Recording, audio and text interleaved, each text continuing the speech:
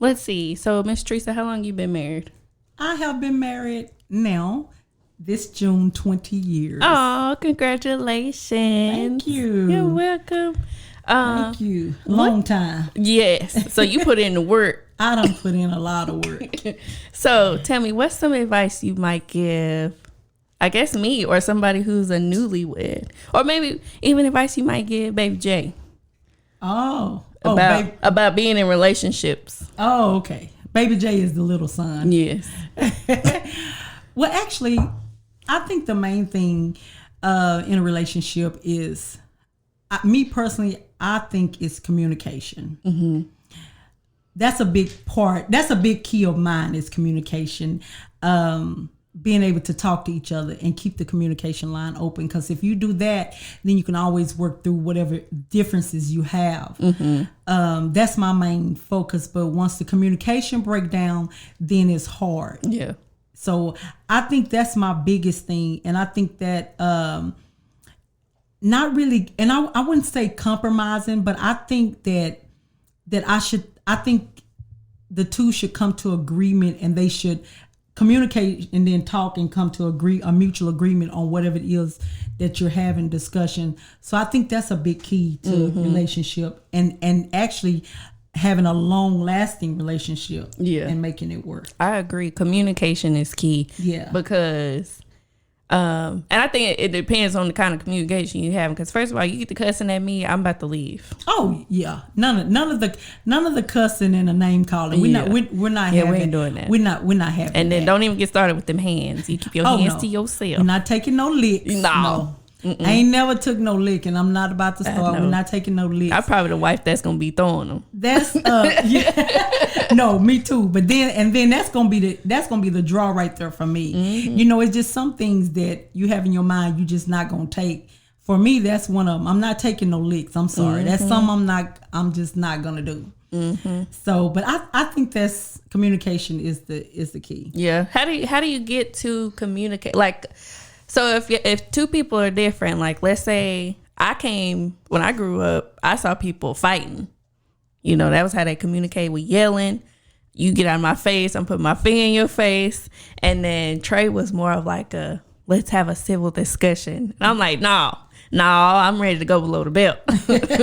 How do we meet in the middle? What can we do? I think first of all, like you say, having a foundation with, first of all, God, because you're thinking, you don't want to fight. But sometimes even that, we get to those, we get so heated and angry that you be feeling like you're ready to tear into somebody or tear into one another.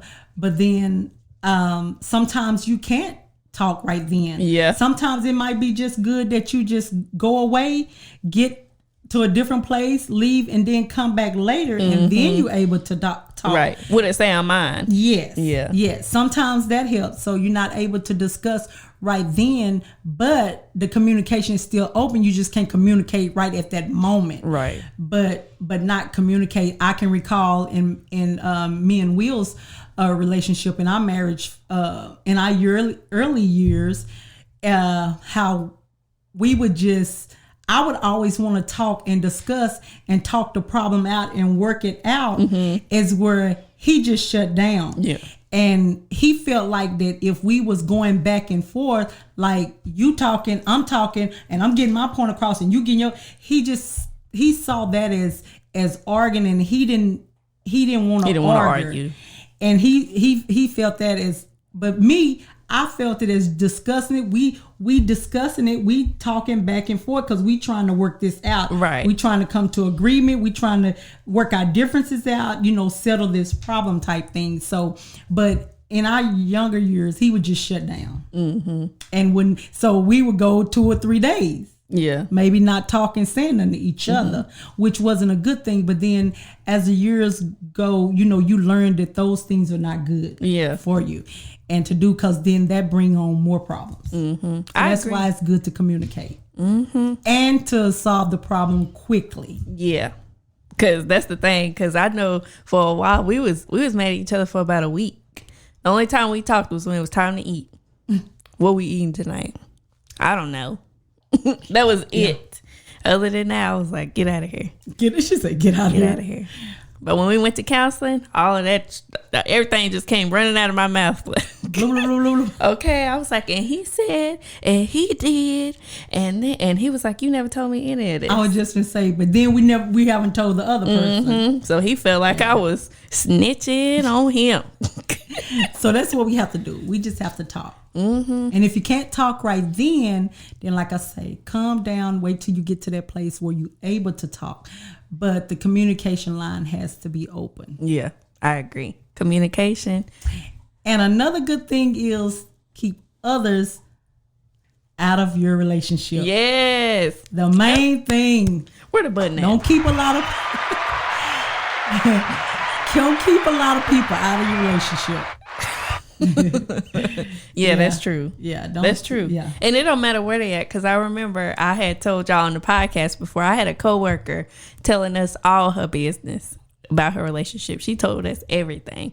We had never met this man before, but when we saw him for the first time, couldn't stand him. Yeah, you low down dirty dog. And he was looking at us like, what's wrong with them? But we knew everything that was going on at your house. Yeah. And so it was not good. There's no going back from that once you tell everybody your business. Yes. And as a married couple, it's just not good anyway. We have friends and mentors and different people we can confine in, and you have those certain people that you go to and you talk to that you can counsel and kind of help you along the way. But it's never good to just put each other out there or down. You never want to talk down about your spouse. Right. But it's not good to even just go out there and put your business out there. So you want to keep as least amount of people in your business if possible. Right. And that'll help also. Yeah. I think you should keep the intimate details to yourself. You can probably tell the stuff where, girl, he forgot to take the trash, I guess. So you could tell that kind of stuff, but I'd probably leave the rest of that to yourself, because I don't know. And I just don't like knowing that other people know my trouble spots. Yeah. Like my own, like if I walk into a room and I'm like, crap, I done told them that I got an issue with something, and they looking at me every time I come over thinking about that one thing.